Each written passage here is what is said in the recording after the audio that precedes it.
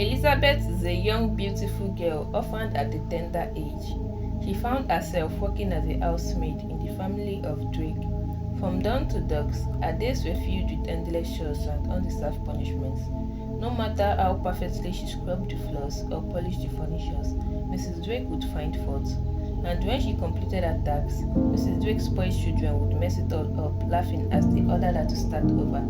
Though she cried at night on her tiny straw mat in the sitting room, but Elizabeth never fought back. One morning, Mrs. Drake stormed into the kitchen and told Elizabeth to go to the market and get the items on the list for her. When Elizabeth demanded for transport fare, she slapped her hard on the face, backing at her, "Trek or don't return." With teary eyes and aching cheek, Elizabeth began the long walk under the scorching sun. As she neared the market, she saw an old woman struggling to carry an heavy bundle of firewood. "Mama, let me help you carry it," she said. The old woman looked at her with her pale eyes and nodded slowly. She carried the wood to a small clay hut in the bush. By the time they arrived, it was already late.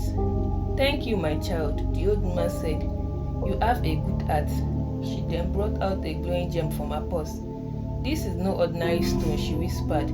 "If you ever find yourself lost or in danger, throw this into the stream, but only with a heart that seeks no harm."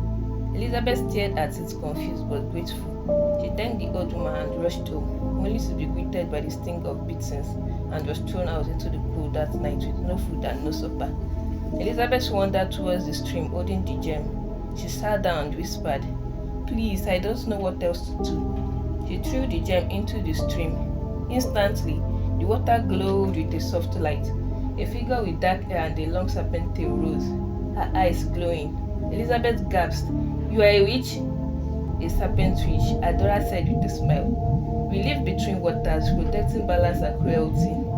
You showed mercy when others gave you none. Come with me, and your life shall change." Before Elizabeth could say a word, she found herself in an underwater realm, and serpent witches in different forms staring at her, for no woman had ever entered their world. "She is a friend," Adora announced. They welcomed Elizabeth with a warm bath and a makeover, offering her different delicacies and a grand room. Tonight, Elizabeth slept better than she ever had. The next morning, Adora gave her a necklace. "Wear this and return home, and let justice walk beside you." Elizabeth returned to the Drake's mansion. What she saw made her freeze. Mrs. Drake was cleaning the house, while Mrs. Drake's daughter were outside, wearing a maid uniform, bowing low at the entrance. Everything had changed. She was not treated like a queen. She was kind even to the Drake. She used her new words in helping the poor, and every full moon, she visited the stream where Adora awaited her. Elizabeth never forgot the pain of her past.